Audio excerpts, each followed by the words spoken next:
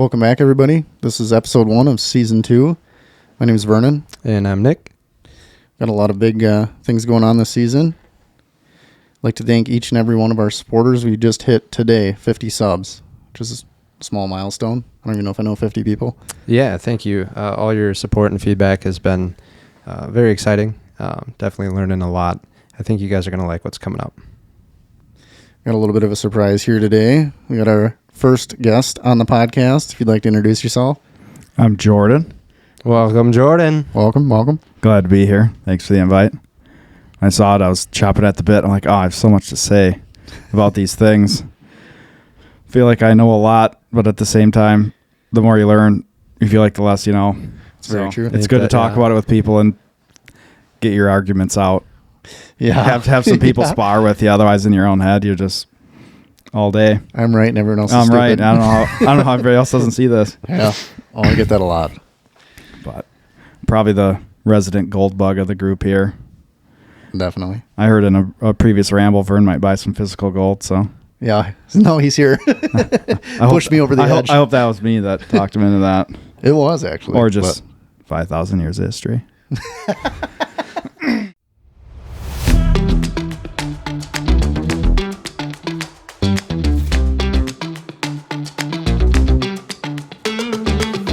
Jordan here, small business owner. Did you want to brief them on your past experiences in the career field?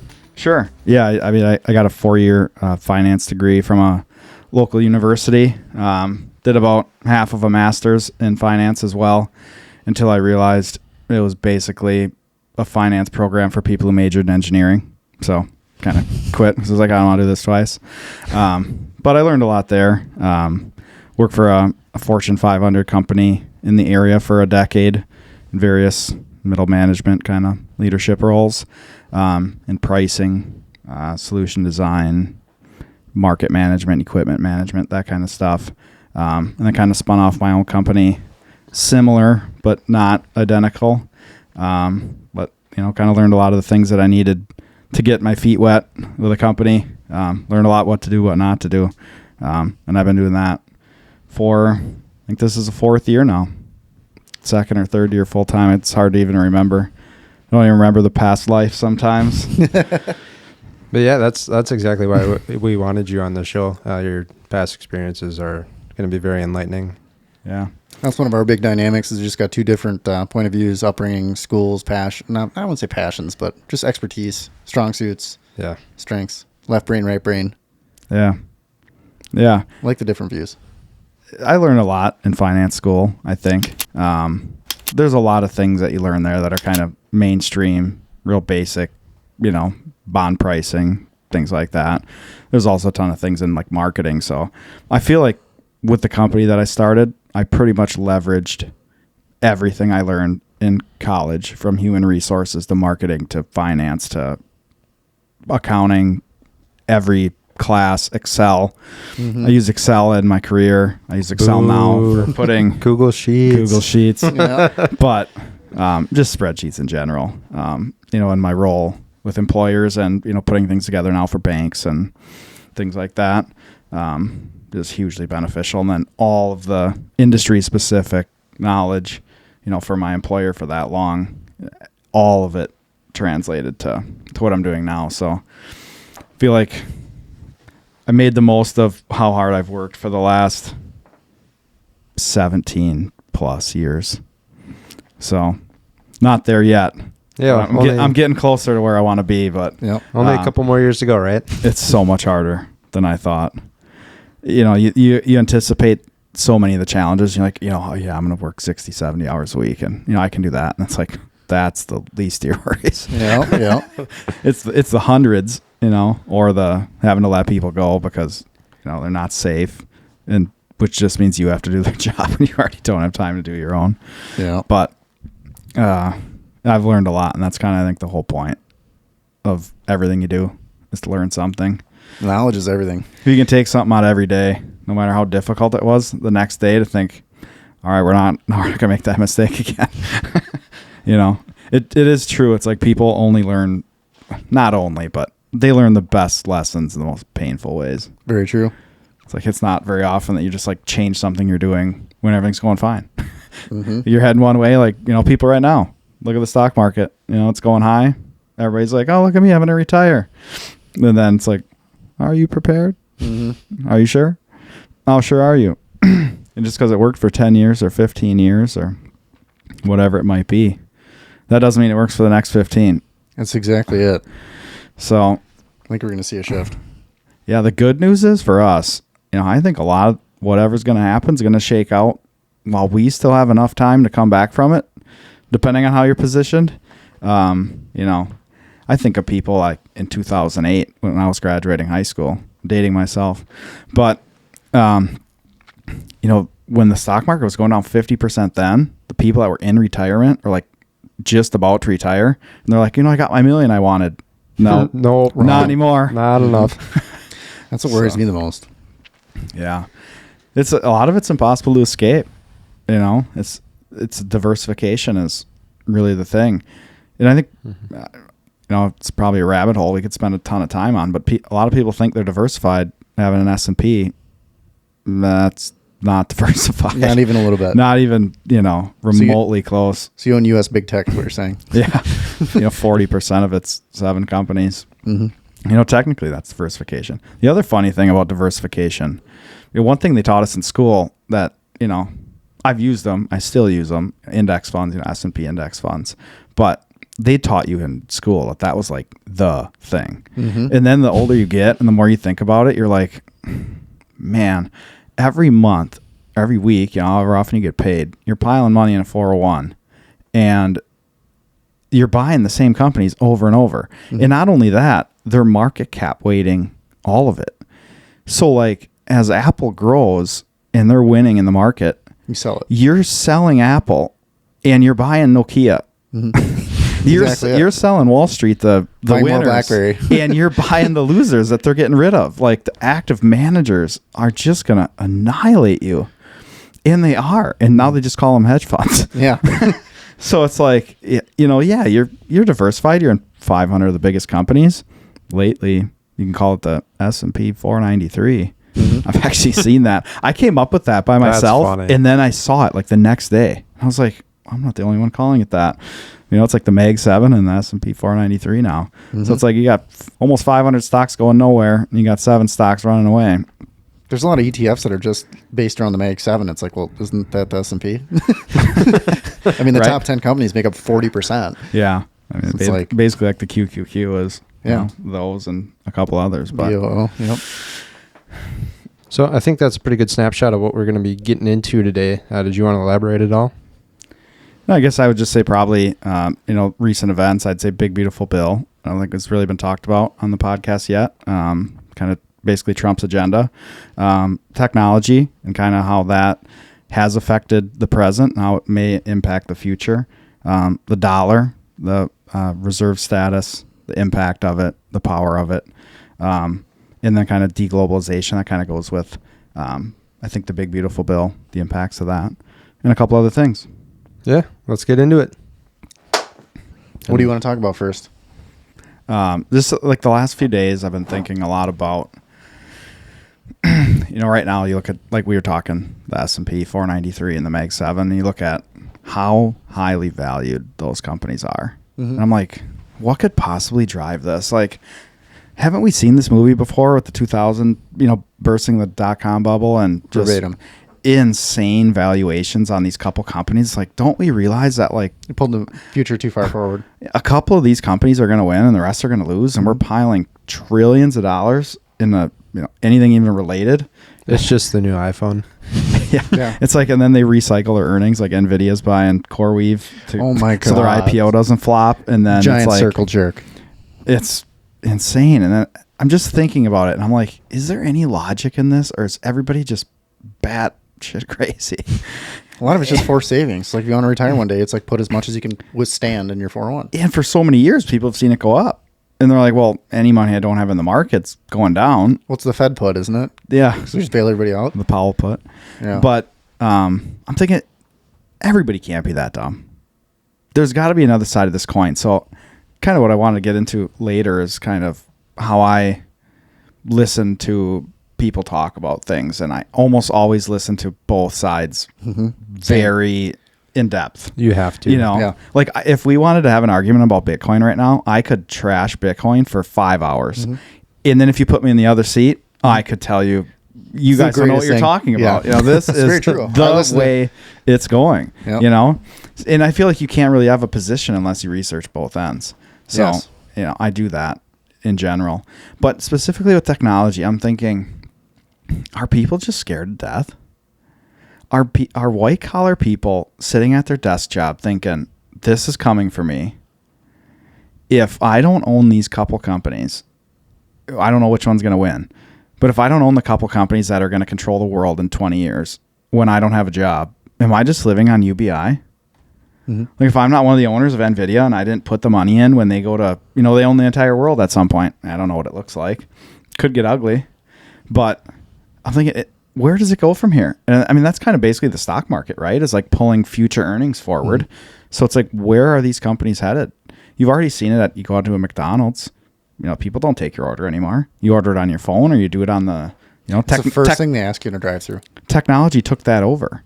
And, you know, I've got some gold charts here about, you know, kind of pricing things in gold. And just, I think you've talked about on previous podcasts, the natural state of things is deflation.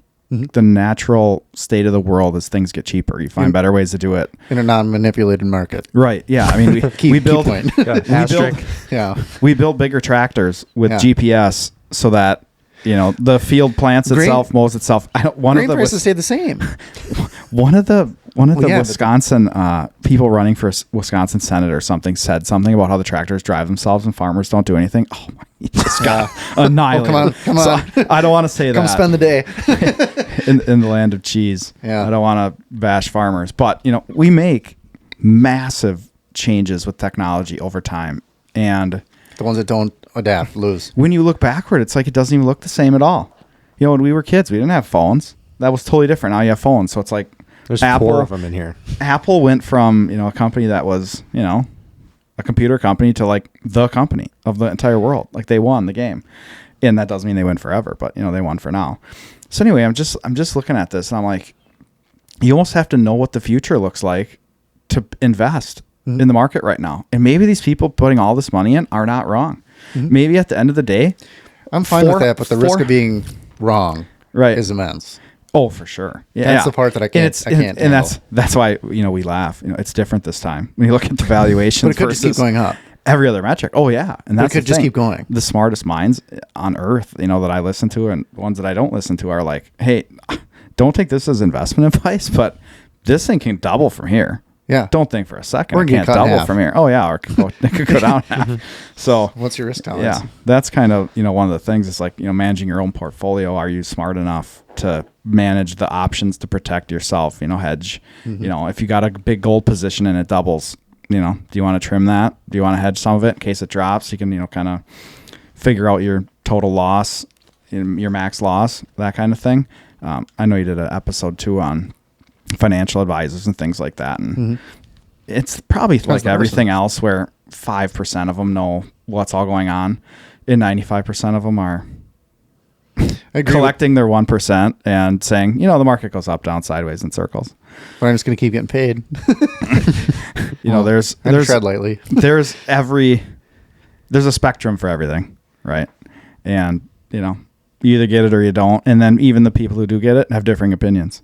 So it's like, Well, if you're the person that wants to put in exactly zero effort, like you probably should have one right, to some extent. yeah. Like But if you don't- to just assume S&P is going up and to the right forever and you're going to be fine. yeah, if you stretch the time horizon out long enough and everything survives, it will. Yeah, typically. If. Yeah. Typically it works. But yeah, I was just thinking, like, as far as inflation and just like let's just go back to like 2000 and how much things have changed and how much different roles have changed. You know, you used to call somebody in 2000 and they'd answer the phone. That's gone. That's like a job that doesn't exist anymore. Oh yeah, don't call me. People Will not don't pick answer up. the phone. If you own a company, like I own a company and people call and I answer the phone, or, you know, somebody on my team answers the phone, they are blown away. Yeah. Oh, Like I they bet. are robo programmed to just expect to press 1 for English and then Speak to Aladdin. pick something from there. And like every stage you hit on the way, they're just praying you don't hit the right number to get to a person because they have to pay somebody to answer that. So they're like, hopefully you give up, or we can easily solve your problem with. Did you check our website? You can do everything you want online. Yep. WeEnergies.com. You know, that way we can, call times are really long. It's going to take forever. So answer the phone. Exactly. Please hang up. It's like that's gone. There's just so many things that have just gone away, and we've just kind of, I don't know that we've shrugged it off until now. You don't have a choice. But for the most part, society's kind of shrugged it off. Like, there's still jobs out there. Unemployment's still low. I think that's another lie. You guys have talked about inflation and kind of how it's underreported. Hedonics, substitution, steak goes up. Let's plug chicken in. Chicken didn't go up as much. Yep. They do the same thing with unemployment. Do they? I didn't know that. They totally changed how unemployment was measured several times. Oh, really? How they measured it in the 70s versus how they changed it in the 80s to the 90s. It's like age, actively looking for work or not. Yeah.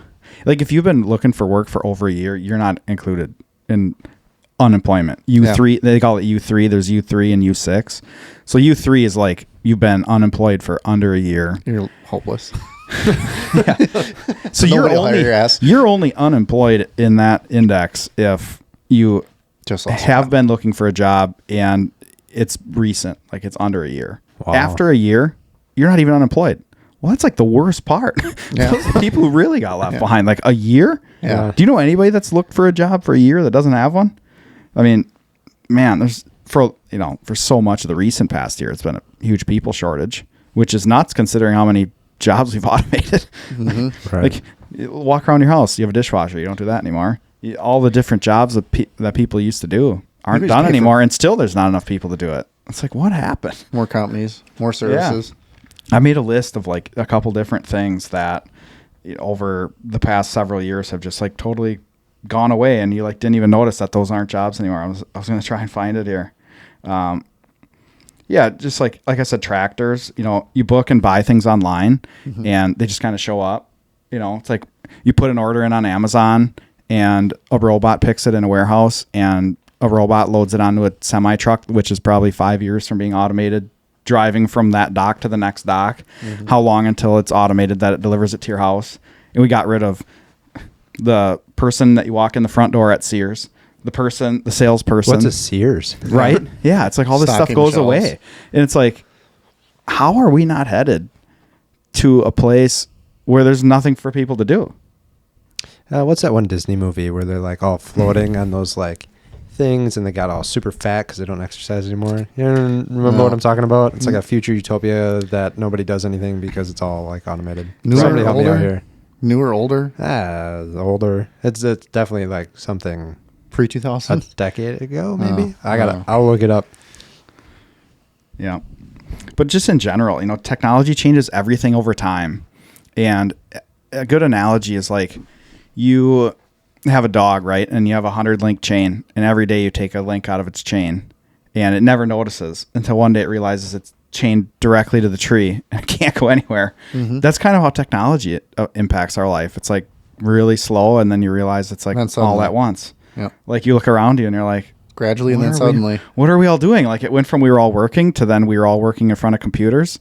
Isn't obviously the next step you're not working at the computer?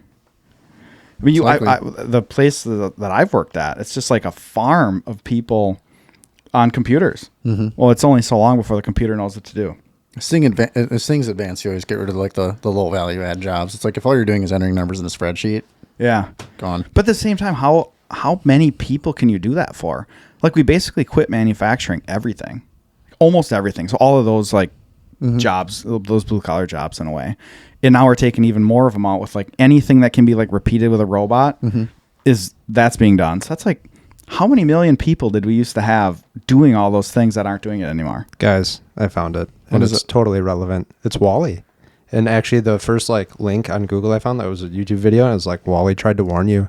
It goes into like, is it Reddit? No, it's on YouTube, and then just like this is an essay on how Wall-E was ahead of its time, cautionary tale about unchecked consumerism, corporate control, and the potential dangers of artificial intelligence. Yes. And it's like, I mean, it's a Disney movie. Pixar? No, yeah, it was Pixar. Is it? No, well, it's a Disney Pixar, whatever. Yeah. But yeah, Like, that's scary. That was 15 years ago, and it's coming true. But Right when you there. think about it, how is it not happening? It You totally watch is. it happen. Yeah. I mean, they're building data centers everywhere, and I get, like, you probably want to win the war on that. And, you know, artificial intelligence obviously is a race for chips, but it's a race for power too. And it takes a ton of power to power these things. Like, I'm picking stocks. I'm like, I should probably pick up some uranium. They're gonna need a lot of they're gonna need a lot of reactors to power all this stuff. But What about like water? Can we invest in water? there's a James Bond movie on that, Quantum of Solace. Ooh. That's a you know, they start privatizing that, and you need to buy it. And it's like, oh man, there's some rabbit A holes. lot of to the go stuff's down. going next to big bodies of water. We're pretty much set in Yeah. my industry for the next couple decades. Like, we have jobs coming through at smaller contractors and stuff, and they're like 140,000 hour jobs. It's a lot of hours. Yeah. It takes a lot of people to go get through 140,000 hours for the work. Yeah, I just think of, like, you know, think of my people have been left behind with all this that's happened. How many more are going to get left behind in the future? So that's think kind the of how divide I just was. grows. I was, as Still I'm trying to add jobs. wrestle with this in my head. Like, maybe they're right. Maybe Nvidia and Apple and, like, these 7 companies, one of these 7 or 2 of these 7 are going to be everything. Yeah. Well, You they're know? not corked. I mean, they found out Google's basically a monopoly, and then the judge said, like, we're just going to leave it alone because we don't want to Yeah. jolt the system. What they were maybe like, going to okay. have to get rid of Chrome or something. Yeah. They were going to, like, break up the company, and they're like, well, we better not do that. Right. So then the price Wow. jumped like 7% the next day. I did not know that. Yeah. But as all this has happened, is there any way to argue against the fact that the value of people has gone down? I think that it's just like economic inequality. Like, I think the value add, it's like, well, how much value do you add? Right. I think it's either none or a lot. I don't think there's no in between anymore. Right. And it's, you know, the wealth gap, inequality, Yeah. all of those sorts of things. It's like technology totally amplifies that. You know, it's like either you are, like, controlling the technology, or you own it, or you have, like, a stake in it, or you're waiting to be replaced by it. There's really only so many seats at the table. So, you know, it's kind of dystopian to think about Well, it's what it like- might look like. Are you going to drive the Amazon truck, or are you doing like regional distribution models? Right. You know, with AI. Like, are you developing this stuff? Like, there's not much in between. Yeah. Lately, I was kind of talking to one of my friends about this. It's like, I kind of see how the Amish had this right. Like, they could see all of this happening. Like, it eventually becomes man versus machine. And why not do you good for even want people. to? Why do you even want to play that game? You know, first it's the phone, and then it's like you said, the consumerism. Everything comes with it, and then it's just like, okay, now what are we gonna do? Are we just gonna sit in our house that AI built? Like, a robot comes and just, like, builds you a house, and you're like, oh, I'd like to, you know, make a movie on this, and it's like you can just say out loud, hey, I want to make a movie with this, this, and this, and AI just Yep. makes you a movie. Like, oh, I guess we got rid of all the cinematographers and everything. Oh, it's gone. No more gaffers. You know, advertising. Try to think of a job that's safe from AI. Lawyers, not safe. Doctors, not safe. Truck driver, not safe. Plumbers, Like, you have to own a company. pipe fitters. Yeah. Like, you have to basically own a company or have, like, a blue collar skill, and everything else is going away. Or you have to have a service that adds convenience to someone's life, that saves them time. Yeah. And then you cater to the top 10%. But come up with an example that AI can't take over. You'd have to think about it for a while to come up with one, but like, Yeah. off the top of your head, it's like, man, you know, eventually. But maybe that is your company. Maybe you are the ones that develops the AI and services these people. Yeah, and maybe it's like, you know, AI companies come in and you, like, work with them and say, you know, here's what we need done, and they, like, talk with the experts. I can kind of, thinking back to my time in corporate America, that's kind of how it worked, right? They'd have the IT people come in and say, hey, we kind of want to automate this. Yeah. And they'd bring the experts in to say, we need it to do this, this, this, and this, and it can't do this or this wrong, or, because the tech people don't know. Right. They don't know all the business constraints around what it has to do, what it can't do, you know, when it needs to do it, all those sorts of things. And I was in so many different rollouts of just different technology platforms, and they're all so painful. I can't think of one that was like, oh yeah, it needs to do this, this, and this. And they're like, yeah, no problem. And they roll it, they build it, put it out, and it's like, this is not what we needed to do. And that was like 100 iterations over years to get it to do a simple thing right. But at the same time, that's all advancing so quickly. You know, I'm thinking 5 years ago already. Yeah. I'm sure it's different there. There's more AI I'm not coding. there anymore. But, you know, it's like a really painful interim where you're figuring out what it needs to do. And then after it can do it, it's like, we have 65 people that do this job that this can now do. And it's like, oh, we won't fire anybody. And then it's like somebody quits. They don't get backfilled. Yeah. 10 people quit. They don't get backfilled. Then, it starts getting tight because you're kind of still in the interim period of, kind of weaning down on headcount.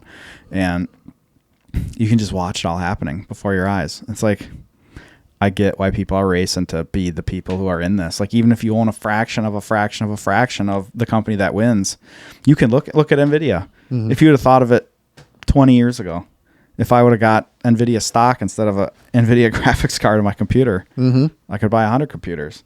They say the same thing with cigarettes. If you bought stock in cigarettes of $7, every time you thought about smoking a pack, you'd have a lot more money. Oh, yeah. But, yeah. Probably will support healthcare then too. In my head, just wrestling with maybe they're not wrong. That doesn't mean the values aren't nuts, or but maybe the rest of the companies are overvalued. Maybe those 7 are undervalued still, and the other ones just need to still come down because they're all going to die. I've heard some interesting stats, like in the next 18 months, in order to get these valuations more in check with like historical past, I don't know, norms, multiples. Yeah. That. It'd have to come down over 50%. Well, AI needs to either add like $1 trillion to a lot of these companies' market caps, or like cut costs, just get rid of people, which is what's going to happen. That's what's happening. Like, it's not going to generate necessarily $1 trillion more revenue for your company, but it's going to cut costs. Yeah, that's where the value. And then who's going to own that? It's a company. Yeah, it's like, does the AI company consult with the company that does the whatever they do, or do they just end up taking over? I've heard some like crazy stuff on YouTube where like these, I'll call them, not to bash anyone, I'll call them like Reddit people. Yeah. They're like talking about these humanoid robots and stuff and like AI, and they're like, oh, I'm going to buy one and I'm going to send it to work for me. It's like, that's not what's going to happen. They're not going to lease them from you. They're going to lease 6,000 from this. Like, you're not the middleman. Like, what do they need you for? It's like when it breaks down, they're going to call you and be like, oh, sorry, I'm at the bar. Like, no, like that's not going to happen. Right. I don't know how delusional you are, but like, kind of skipping to a different topic, but related to that, like, they don't need you to be a middleman. Recently, another thing I've been thinking of is like, in some of the episodes you're talking about, like, I work and I trade my money, or my time for money. Yep. And how do I make that money worth something later? Mm-hmm. It's like, well, if the money isn't backed by anything, who even cares if you have money? Like, if you have money in a bank account, they can just, if that money went away, it wouldn't matter. Because if I own a business and I want to take a loan, they don't need your money to loan me something to buy equipment or make a capital expenditure on anything. So it's like, your money is kind of worthless if the money's not backed by anything.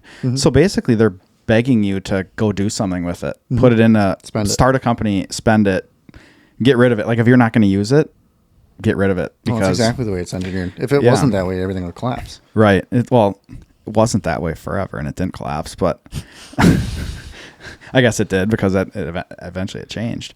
But it's just kind of odd to think about. Like, why would you think that you could just earn money once and then do nothing with it and just continue to stay rich? Like, that doesn't do much for society. That's exactly it. That's why deflation doesn't work. Yeah. Deflation doesn't work either.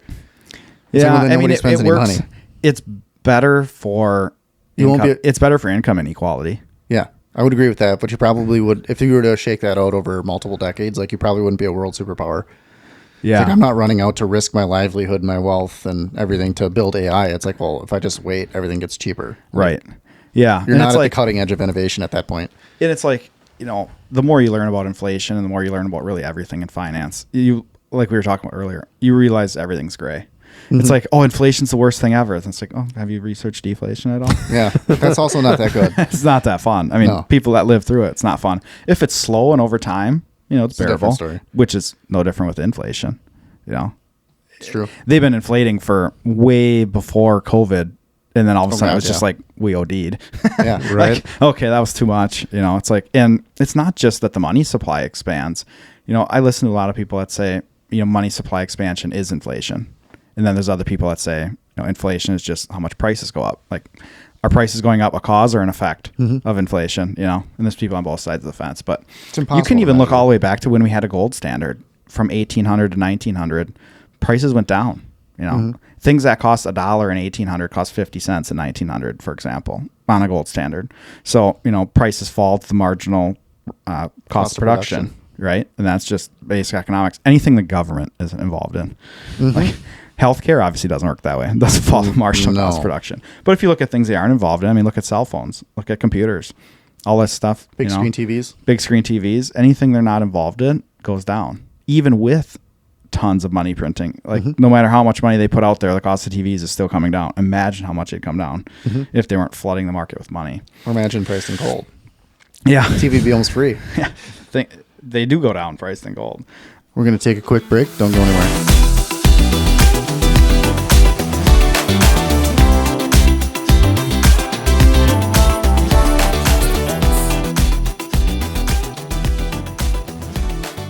But yeah, basically like inflation and deflation, I guess. They're both bad. Both not great, not in moderation. You're basically looking for moderation in one or the other. Kind of one thing that's a little frustrating is, the Fed has said for a long time, we have a 2% inflation target. That was made up. They got it from New Zealand. It's just New Zealand's like, hey, we're gonna cap inflation at 2%. And that was just an arbitrary number they picked. Right. Yeah, they picked that based out off the thin air. gold. But they said we're gonna cap inflation at 2%, and then the United States like, we want to average 2%. It's like, that's fine. So I mean, they did that for quite a while. Then nobody really noticed. You didn't notice prices coming down. You didn't really notice prices going up for most of the 2000s. A lot of the 2010s. Obviously, we had the big bubble pop in housing in 08, which shook some things up. .com in 99 caused a lot of debt. Yeah, but I mean, overall, I kind of find myself usually kind of pretty pessimistic on the whole scenario and kind of how everything's shaken out. But if you kind of zoom out a long way, it's all worked pretty well. Really, until recently, where I was like, man, toilet paper did not used to be $19 for, a couple little things. It's like, but overall, look at our quality of life. I mean, it's still pretty darn good. I mean, there's still people that we know that, their wives don't work. They don't have to, certainly, if they don't want to. You can have a decent house. You can afford food. It's like, how much could we reduce our standard of living from here even? Even though let's just say we just lost 25% of it or 50% of it in the last 10 years. We could probably take a pretty good another dose and still be fine. It's like, yeah, maybe we drive a Toyota instead of a Mercedes. Not that I drive a Mercedes. I drive an old Volkswagen. But, it's worked pretty well with some minor hiccups. And obviously there's been some blow-ups that they've kind of papered over. But life here is good. Yeah. Life in, I think, a lot of developed countries is pretty good. We kind of all, for the most part, get along with some minor here and there. Obviously, it's not minor in some spots, but we're not there to observe that. Problem is when you lose the brakes going downhill. Right. You can't reel it in. Yeah. And that's kind of what I spend a lot of time. That's like a good segue to it. That's a lot of what I spend my time thinking about is like the dollar. Where does the dollar go from here? Does it go up? Does it go down? Is there a way that it can possibly go up? Is there a way it can possibly go down? Just like researching every angle of that. How do you store value? Yeah. Gold. Gold is value. Bitcoin's obviously the only really other option, in my opinion. Yeah. But what do I know? Not silver? I have a lot of silver. Precious metals. Call it precious metal. Platinum. Yeah. Crazy you can buy 2 ounces of platinum right now for an ounce of gold. I should buy some more platinum. But they quit using catalytic converters, so when you get rid of the industrial usage, it's lower. But yeah, silver obviously is good too. It's funny, I talked to my dad not that long ago. I don't know if I told you this. I was like, Dad, if you look out this way, there's nothing but farm fields as far as the eye can see. If you look out that way, there's nothing but farm fields as far as the eye can see. You go back 100 years and you buy 100 acres, and today you want to sell it. Was that a good investment? He's like, yeah. It's like, why? It's like, we have more money. It's like, okay, you sold that. What if you want to buy that 100 acres? He's like, you still only can buy 100 acres. like the number went up, but no. But fast forward from 100 years ago to today, how many people have 100 acres? Well, it's true. It's less. That's assuming a lot of other variables don't change. The other really funny thing regarding land to me is that as you buy more, it gets cheaper. Makes absolutely no sense to me. And maybe at some point that trend will reverse. Right now, maybe there's just so much land for sale and there's so many big parcels. But like when you think about like buying a quarter of an acre in town, or let's just say like 10 acres of a farm field, right? Price is X per acre. If you want to buy 1,000 acres of farm field, it's 0.5X, 0.7X. It should be more. Less people can afford it. The problem is the stuff in town takes development. Right, but they should hold out.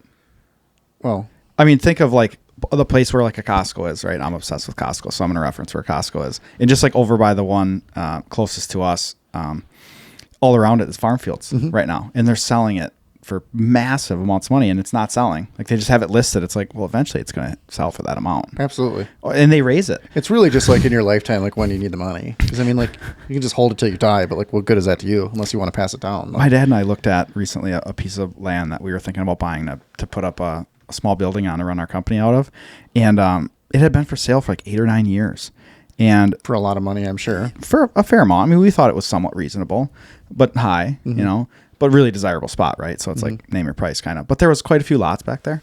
And he was like, yeah, I think I'm going to have a appraiser come in here, a realtor, and just make sure that my price is high enough. My dad and I were like, it's been for sale for 9 years. You're going to have to come and check and make sure the price is high enough. Yeah. But like at the same time, he's not wrong. Yeah. If he doesn't need to sell it, Yeah.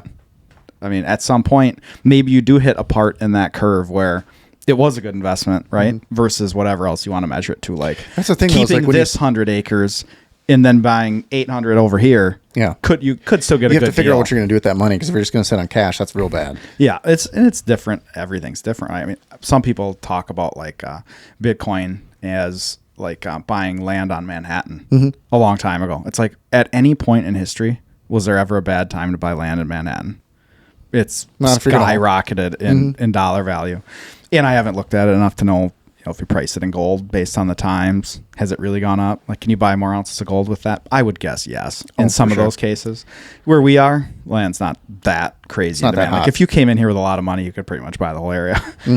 But yeah, it's interesting to think of, people price everything in dollars, and that distorts their view So much. of the world massively.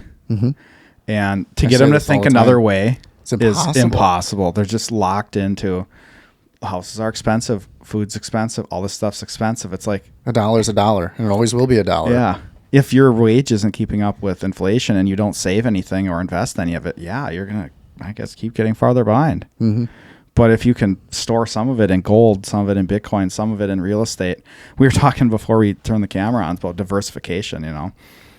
Buying an S&P index fund with your 401k is not the epitome of, diversification.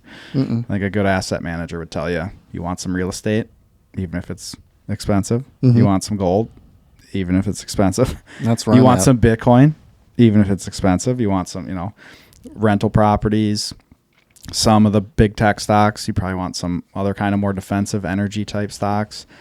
This is not investment advice, but that's diversification, where like, yeah, everything's got to go down before I get totally soaked, versus, if you have 100% of your retirement in an S&P and it goes down just to like a 40-year moving average or like a 40-year mean, You're going to get it's hurt. a big haircut from here. Yeah. We're at 2.2x GDP on the stock market valuation. Normal's 1.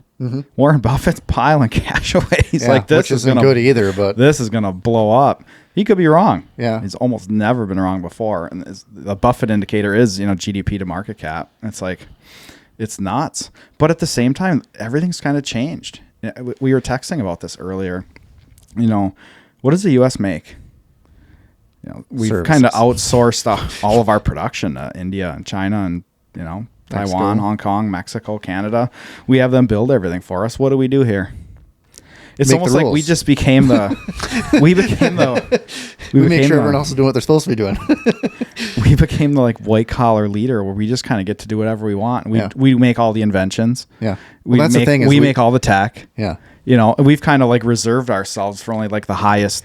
Well, it's a lot things. more profitable to develop the newest iPhone than it is to make it. Correct. You don't want to put the screws in? Put the little screws in, the Howard Lutnick. Yeah. We want to talk about the big beautiful bill eventually, but that's kind of one of the things that goes in there. It's like there was a recent study that said, what percent of Americans think that the United States needs to manufacture more, and what percent of Americans want to get jobs in manufacturing? It's like drastically different. 89% of people said, yeah, we need to manufacture more here. And then it was like 11% of people wanted to actually have a job in manufacturing. It's like, well, that's why we don't have any manufacturing. That's exactly it. But nobody wants to do it. I mean, not to cut ahead, but that's kind of, I think, I voted for Trump. I would say I agree with some of what he does and disagree with a lot of what he does, but that's kind of besides the point. But it's kind of a lot of things in the big beautiful bill, I think, are to address some of that. I agree. Where it's like, which of these things are we not manufacturing that are national security issues That's that a we haven't different been story. thinking of, right? Where it's like, yeah, do we need to have a toilet manufacturer here?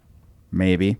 Do we need to be able to make steel and aluminum and copper without 16 other countries helping us make it? Yeah, that's probably a problem if we can't do that. So it's like, I'm not a tariff guy. I'd say I'm a free trade guy for the most part. But you know, I listen to some, he's old, but Art Laffer that invented the Laffer curve back in like Clinton or before that. As far as tariffs, how he in general disagrees with tariffs like completely. And Who does? Trump? Art Laffer. He's like a economist, like key economist for a lot of the different presidents. He actually served for multiple different presidents. He was a JFK Democrat, Reagan Republican, Clinton Democrat, likes Trump. So he's kind of like been back and forth, but he's a pretty smart guy. He's most known for like his taxation versus federal revenues. Basically like how much tax are you going to get based on different tax rates. And he invented the Laffer curve. But he's actually pretty bullish on the U.S. economy based on Trump's agenda and that. And he thinks we could see like 4 to 5% growth in the near future here based on the policies that were passed. But going back to, he's against tariffs, but he said, I don't mind them if they're like a threat, like if they're just a threat. And my understanding of tariffs before this all happened was kind of, you know, tariffs are bad, free trade's what we really need. And then we kind of step back more and you're like, there are quite a few things that we absolutely have to be able to do here. You know, we can't like ask China, hey, can you dig these rare earths and send them to us so we can blow you up?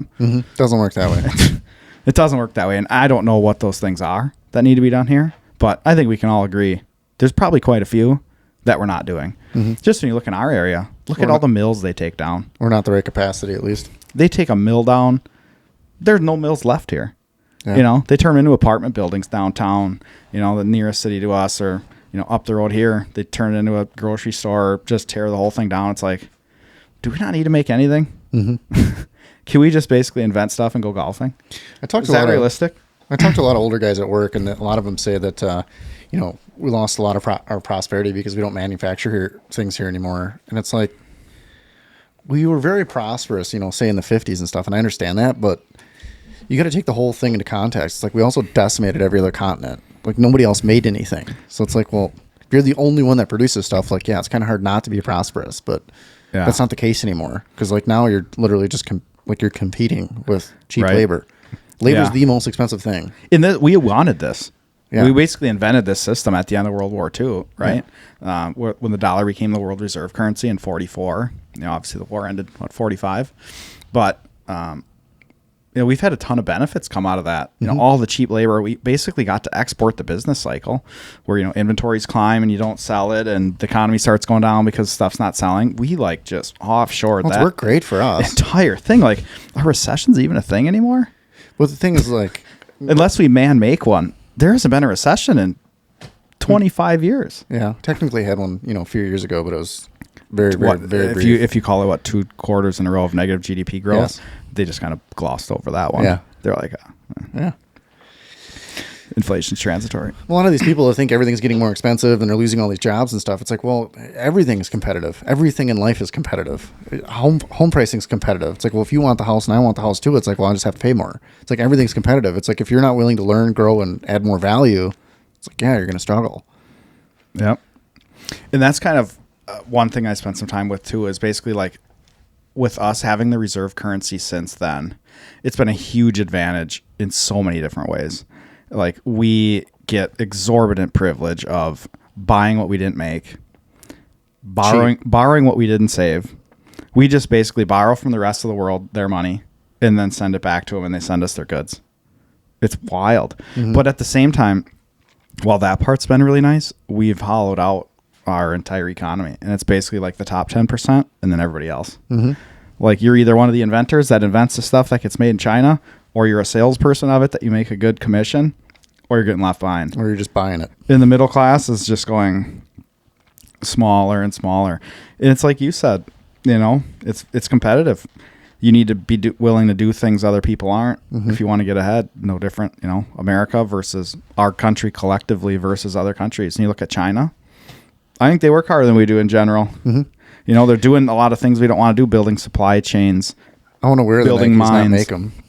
They're building dams everywhere. You know, they're adding an entire United States amount of electrical production every year and a half in China. They're building nuclear sites one after another, dams, like massive dam projects, like way bigger than the Hoover Dam, like things that just dwarf what we're doing here. And they're just like they're having their industrial running off. Yeah, industrial revolution. Yeah, and it's like, and we've been there, been there, done that. You know, we know how to make stuff. We know how to do a lot of exports. I was in Savannah, Georgia, a couple years ago, in the streets next to the port there. It's a huge port in Savannah. In the streets all around there are cobblestone. And I was like, God, it's kind of odd that all the streets here are cobblestone. And they said, yeah, back in the day, we would ship so much stuff to other countries out of this port, and they didn't have anything we wanted. So they would load rocks up so the boats had ballast. Wow. So They literally just ship rocks So back. the boats wouldn't tip over on the way back because they're empty. the United States made everything in the world. We didn't want any of their tobacco. We didn't want any of their cotton. We didn't want any of their anything that they made. They shipped rocks back so the boats wouldn't sink. And they just spilled them over and made the streets out of them. Now, fast forward. This wasn't even that long ago. Wow. This was like 70s and 80s. And it just went. We just switched everything up. We're like, we're going to do debt now. It is a You huge- guys, it's a time for you guys to make everything. We're just going to invent stuff over here, and you guys are going to make it, and we're going to see what happens there. Well, earlier this year, I never realized that Savannah was as big of a port city as it was. I mean, I had no idea. Being from the Midwest, I've never been down that way. I've been to Florida a few times, but earlier this year for my dad's birthday, we traveled as a family, went down to Savannah.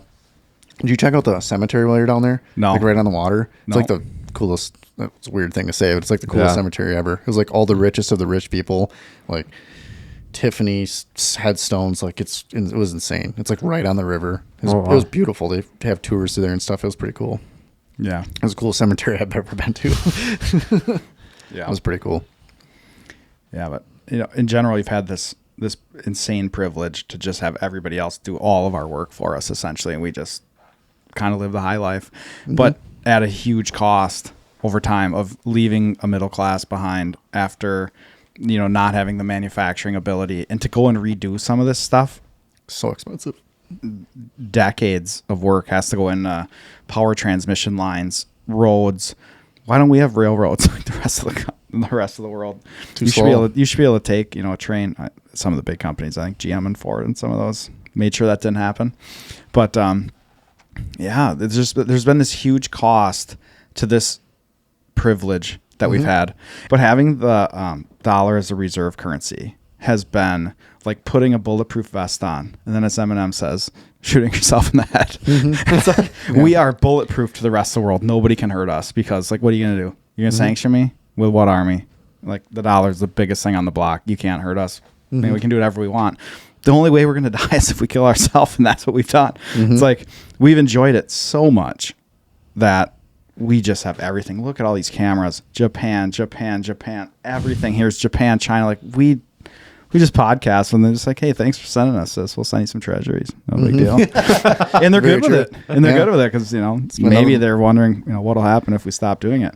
But look at the advantage they're getting. They just devalue their currency all day long, pay their people nothing, build the country up, and they're doing an a great investment. job. They're doing a great job. But we've done that already. Yeah.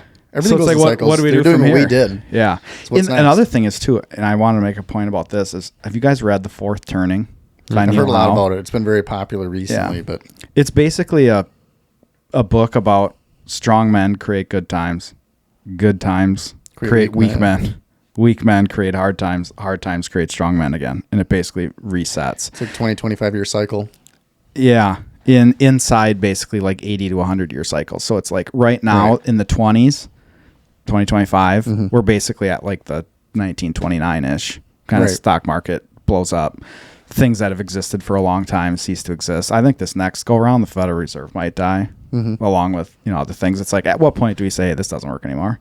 Ever since we fired this thing up in 1913, we've had boom and bust every 15 years since then. It's like, it obviously doesn't work. I mean, how can you have 786 PhDs working at the Fed, and they're like, agrees. up until the last minute, they're like, jobs market's strong. You guys, jobs market looks really good. We're going to keep interest rates where they're at. And then they're like, 911,000 job revision. I don't know if it's as good as we thought it was. Yeah. Like, Can't agree on anything. We have 800 of our best economists there, and they're only using government data on unemployment and job creation. Why don't we just look at like quarterly tax receipts and like, hey, tax receipts on, employment taxes are way down. That must mean people are making less money, working less. Like, I'm not even an economist. I can tell you that. That's where I would look. Or they look at like the consumer spending reports and like, oh yeah, consumer spending's fine. It's like, well, except like, the top 10% or 50% of the spending. Yeah. It's like they've been late to the party 10 out of 10 times on cutting rates, raising rates, right? The inflation runs rampant before they raise rates. And then the world's falling apart before they reduce reel them. it in real fast. Yeah. It's like they're just chasing that rate down on the 10-year. Reactive instead of proactive. Right. So it's like, at what point do we acknowledge this doesn't work? They're not going to, redo themselves. There's actually some conspiracy theories on that the Titanic was sunk. Oh, I've because seen JP these. Morgan wanted to get the Fed done. Yeah. And a bunch of his like rival bankers were on I've there that heard that didn't want story. it done. Titanic went down in 12. Federal Reserve came in 1913. I had heard that JP Morgan, I think it was JP Morgan, was supposed to be on the boat, but then didn't go because he got sick. Canceled his ticket last minute. Yeah. I've heard And that. then it goes down, and then the next year there's a Federal Reserve. And then ever since then, and that's another one of those things. Depending on how far you dig into the Fed, they'll tell you they have two mandates: employment and inflation. What do you think? I think that they're. What do you think? I think their one thing that they do is What? protect the banks. You mentioned on a prior podcast that like money creation happens at commercial banks, and a lot of people do not understand that money is lent into existence. Like, how much money do you think's in the bank? Like, if all three of us go get a mortgage tomorrow, like, It's they just hop irrelevant. into the safe? It's irrelevant, and that kind of gets to the dollar and everything. It all revolves around the dollar. Yeah. What are we doing with the dollar? I think Trump's big plan with kind of all of this is to devalue the dollar. Oh, I agree. We have Big to because you have to time. refinance the debt. That and to sell, like if we're actually going to reindustrialize and we want to sell stuff to the rest of the world, we can't have a dollar this strong. Nobody's going to buy Who's going to buy our stuff? Yeah, it's like, oh yeah, not only are you going to pay for our massively expensive labor here, but you're also then going to pay a currency exchange of, good God. Yeah. And that's why China math don't keeps, and when Trump ran the first time, he said, China just keeps devaluing their currency so that we just keep We're buying less their cheap competitive. stuff. Yeah. Yeah, and they just deal with it until at the end of the movie, it's like, Well, they have all They the have infrastructure. everything. They have all the infrastructure. We can't do anything without China. So we're like pulling the plug on globalization, like in the bottom of the ninth, and we're like, we got to turn this ship around. We got to go back to the top of the ninth, the bottom of the eighth. We got to like run back and make sure that they're not beating us on electricity, AI, manufacturing, all of this. Like maybe we don't reindustrialize everything. Yeah. And the other thing is too, we've been defending the entire world forever. And Trump's finally walking around and saying, you guys need to up your military to 5% of GDP from 2 like today, or Good luck. we're not going to defend you anymore. If you're going to sell 1 million Mercedes into our country, you need to build a plan here. Like we're struggling with employment. We need your help. We're providing the reserve currency, which is a burden. It's a huge Goes both privilege, ways. but a burden. Everybody gets to enjoy the SWIFT system. Everybody gets to enjoy treasuries collateralizing the debt all over the world. And what do we get? Prosperity. Yeah. It's like fake. It's like fake. It's all champagne and cocaine. Yeah. It's like, it looks good, but then it's like, Wake up with a hangover. You drive around some of the cities around here, and it's like, I don't know how many people around here could afford to put a roof on their house if they had to. It's not like it's as good as it looks. There's more and more outdoorsy people. Like they sleep outside. Yeah, what is that? Maybe it's some of those jobs they got rid of with AI. Yeah. But it's wild to think about it all and think of where things might go. But I think it's going to be a wild ride no matter what. For the Just next, like you said, you think you got it pegged, and then you learn one more thing. It's like, God, there's so much more out there. yeah. So I would say in the past like 2 or 3 years, I've went from, I do not trust the government one bit. I wouldn't listen to a thing they say. I still believe that 99%. But I've been kind of going more towards, we have our best and brightest people in Washington, D.C. And I don't think most of them are truly bad people. So if you take that and you say we have our best and brightest people there, not all of them are bad, what do they know that we don't know? Is there So I started looking more into it, and I was like, why do we have such a big deficit every year? What causes that? Kind of getting into the dollar and They all take of on that. everyone's debt So or our debt. if we don't run a deficit and send money to the rest of the world, they have no way to collateralize loans in the rest of the world that runs on dollars. So with the reserve currency, right, there's banks in Japan that make dollar loans to people in Japan. So they need dollars to pay those, right? They can basically create the loans out of nowhere, right? They just have reserves that they infinitely cycle between themselves. It just creates quadrillions of dollars of derivatives. But at the end of the movie, they need dollars to pay the debts. And when they pay the debts off, the dollars go away. So few people understand the concept of the euro dollar and how it works, and kind of when we went off the gold standard, how we kind of had to create this new thing, which became kind of the petrodollar, the euro dollar.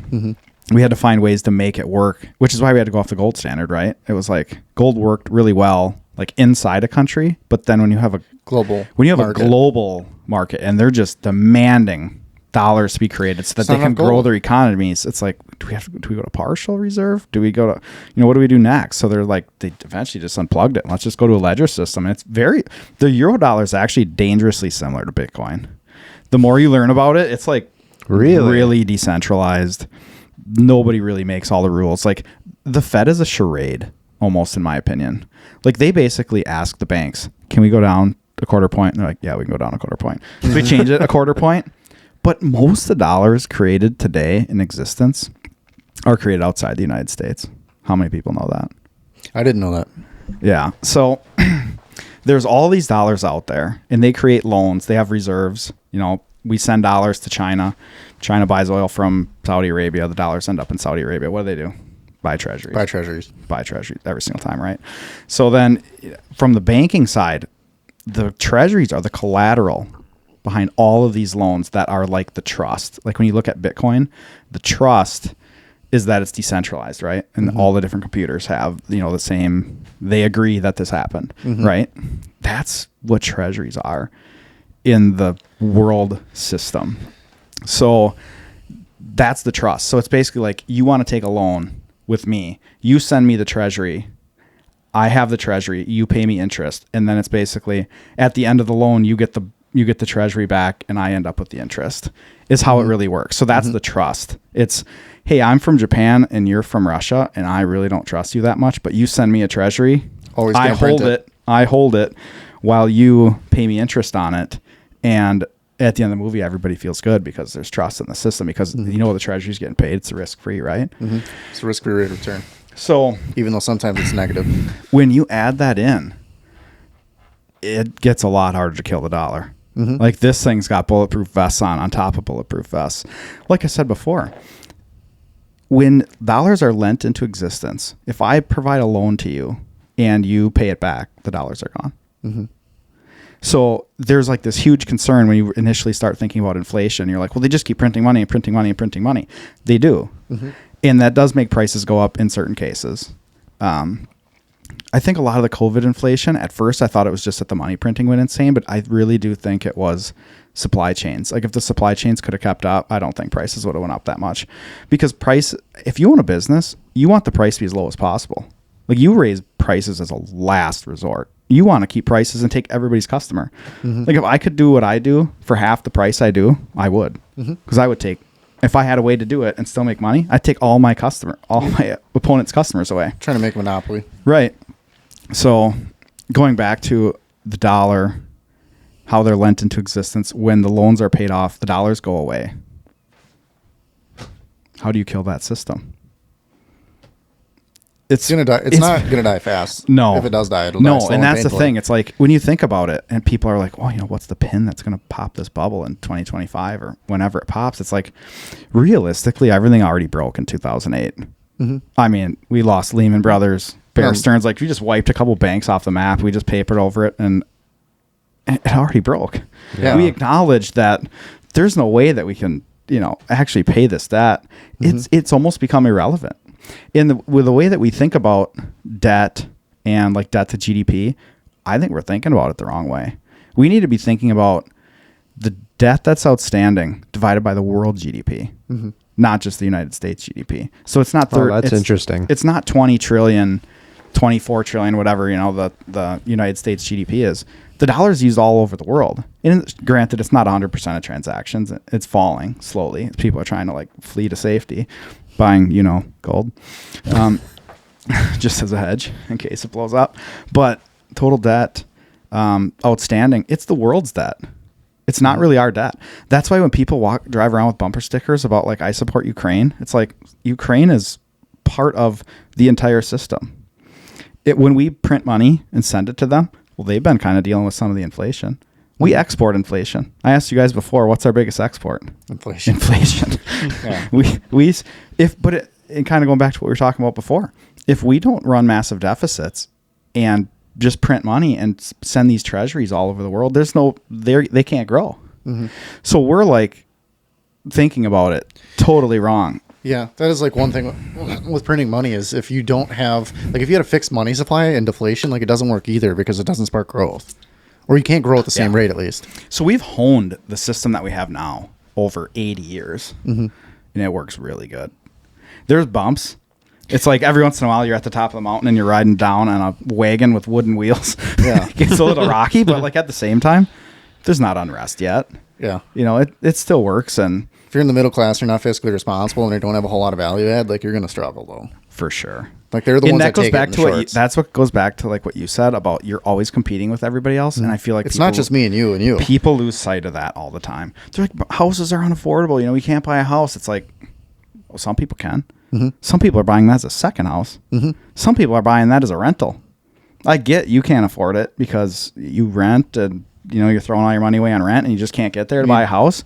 And that doesn't mean that all the times are the best time to buy a house. Mm-hmm. There's bad times and good times to buy a house. You can look back at history. Mm-hmm. In general, it's a good time, but there's pockets of bad times. Yeah, 2008 was not the best time to buy a house. You probably didn't need 3 houses. Yeah, with adjustable rate mortgages. But it's house prices don't have to come down because you can't afford it. Absolutely not. That's what people don't understand. Absolutely not. Do home prices no prices have to come down. Yeah. Prices are set by the market unless the government intervenes.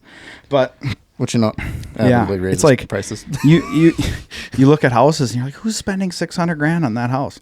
Somebody. Yeah.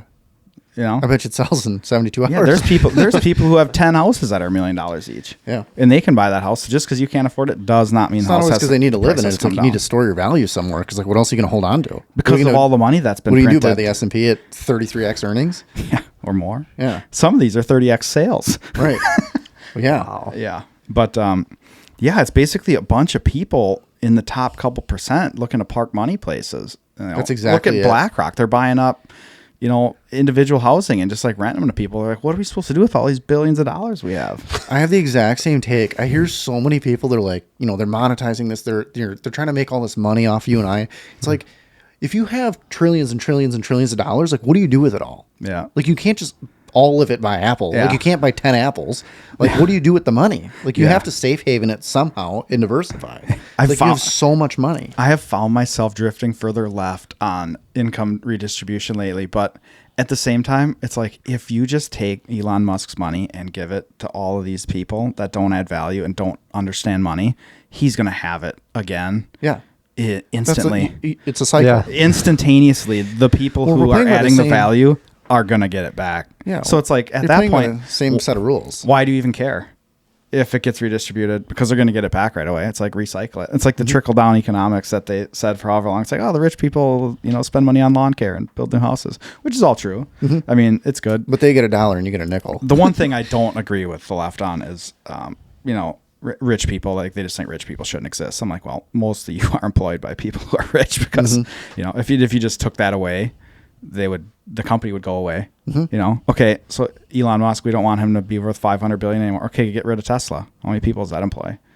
How much tech stock is that we can export to Switzerland so that they can shoot some money our way because they want to invest because we have the best markets in the world, hands down. Mm-hmm. We give them a company to invest in. They're pouring money into America. Everybody gets to kind of party here because we got the coolest rockin' stuff going on, bar none.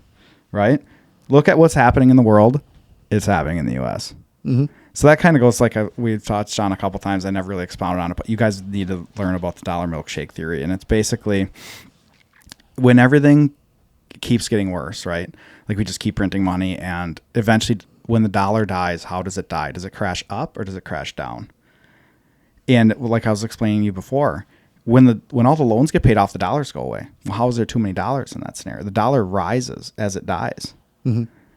So we have interest, but yeah. Yeah. I mean, it goes up and up and up. And it's basically how he explains is it's a liquidity milkshake, and there's a straw in it.